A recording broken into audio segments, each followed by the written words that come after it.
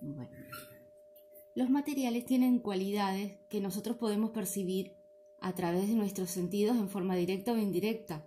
Estas propiedades se pueden medir y se pueden observar sin que se modifique la composición de la materia. A esas propiedades las llamamos propiedades físicas. Y tenemos dos situaciones sencillas para ver esto.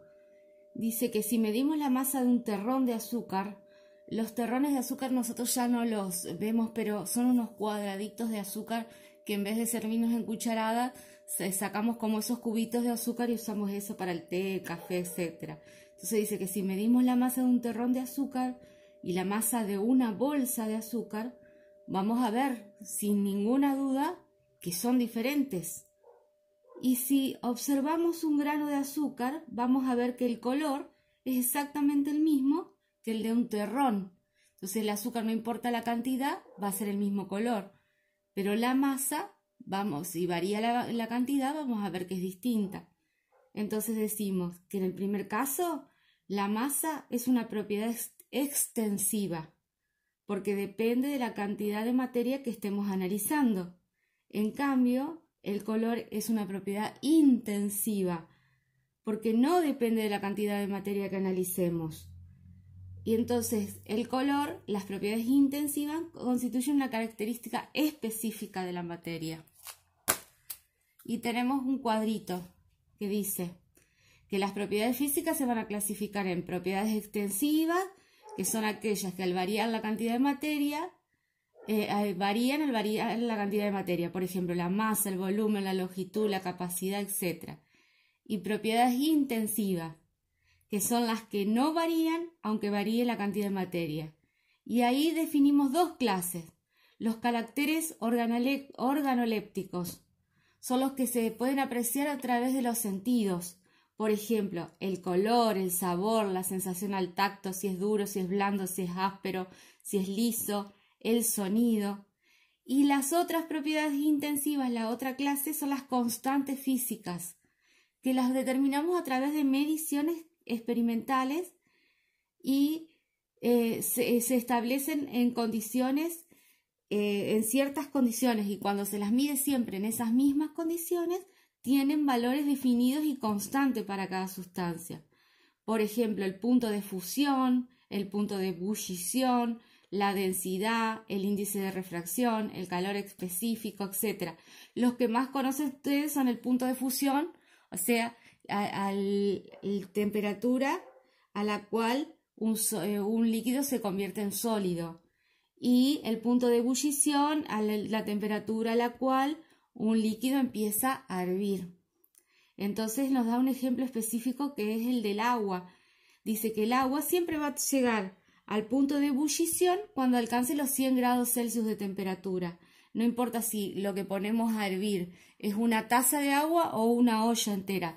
Toda esa masa de agua que estemos poniendo a hervir va a alcanzar el punto de hervor cuando esa masa de agua llegue a los 100 grados Celsius. Y acá tienen el cuadrito que donde hace como un organigrama, como que hace el resumen. Las propiedades extensivas son las que dependen de la masa. Entonces acá va a influir cuánta masa estemos considerando. Intensivas no depende de la masa. Y no importa si tomamos un poquitito o mucha masa. Y se dividen en dos: caracteres organolépticos, los que podíamos percibir a través de nuestros sentidos, como el olor, el tacto, el sonido exacto, etc. Y las constantes físicas, como el punto de fusión, el punto de ebullición. Y esas eran las propiedades físicas, pero también hay propiedades químicas que esas sí producen cambios y transformaciones en la materia, en la composición de la materia. Y esos cambios, ¿dónde se dan? En las reacciones químicas. ¿Y qué es una reacción química? Es un proceso en el cual una o varias sustancias se transforman en otras diferentes. Cuando nosotros analizamos las propiedades físicas, siempre vamos a tener la misma composición de la materia. En cambio, las propiedades químicas no, se va a transformar en otra sustancia. Y dice después que la materia se puede dividir en porciones en tamaño decreciente y se denominan así: partículas, moléculas y átomos. Y después tenemos las actividades. Y nos pide, esto no, o se lo imaginan al aula o lo hacen con las cosas que tengan en su casa. Dice que observa atentamente los objetos que hay en el aula y anota 8 de ellos. Entonces ahí anotan todos los objetos que ustedes ven. No importa si son los que tienen alrededor en su casa, es exactamente lo mismo. Entonces dice, ¿qué características o propiedades comunes pueden señalar en dichos cuerpos? Tacha lo que no corresponde. Ocupan un lugar en el espacio. Todas las cosas que ustedes notaron, ¿ocupan un lugar en el espacio? Y sí, todas van a ocupar un lugar en el espacio. El lugar que esté, por ejemplo, la taza que dejó su hermanito sobre la mesa, no lo va a poder ocupar un vaso. Ya está ocupado por la taza y ese lugar no puede ocuparlo otra cosa.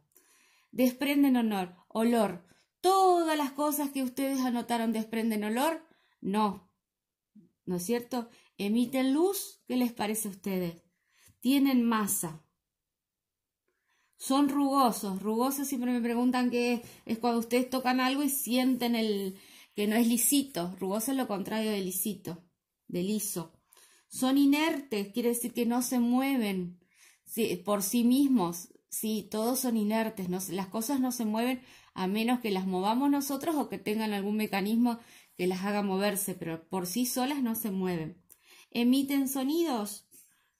Algunas pueden ser que lleguen a emitir sonidos, otras no. Entonces, lo tengo que tachar. ¿Todas son divisibles? Sí, a todas yo las puedo partir en partes, aunque sea que tenga que romperlas. ¿Presentan brillo? Y no todas van a tener brillo. Son impenetrables, quiere decir que si yo quiero, por ejemplo, no sé si ustedes alcanzan a ver la calculadora, yo quiero meter el dedo dentro de la calculadora, no lo puedo meter. Entonces es impenetrable, el cuaderno también es impenetrable, sí, todas las cosas son impenetrables. Son transparentes, porque hasta si metemos el dedo en un vaso de agua, no vamos a estar entrando adentro del agua, vamos a estar corriendo el agua del lugar, viene a ser. Son transparentes y no todas, y tienen igual color, tampoco todas. Entonces después se dice, las propiedades de los cuerpos se deben a un componente común que es todos los cuerpos tienen el componente común que es la materia.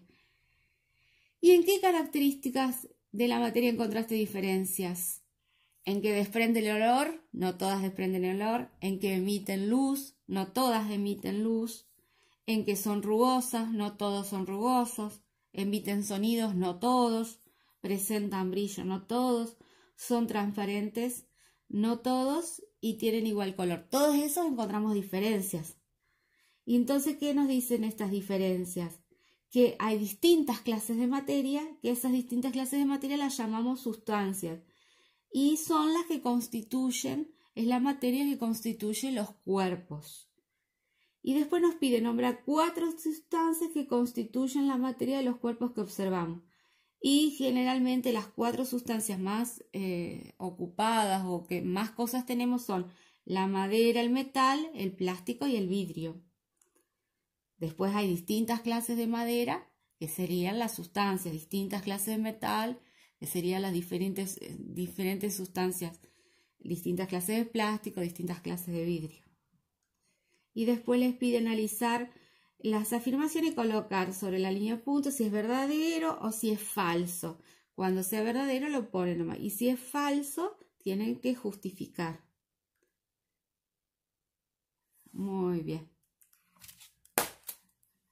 En el 3 les pide colocar PI si la propiedad que corresponde es intensiva y PE si es extensiva. Entonces les pregunta, ¿el peso es una propiedad intensiva o extensiva? Y ustedes buscan en el cuadrito la definición, entonces van colocando si es una, si es otra. En el 4 le pide dar 2 ejemplos de propiedades intensivas y 2 ejemplos de propiedades extensivas.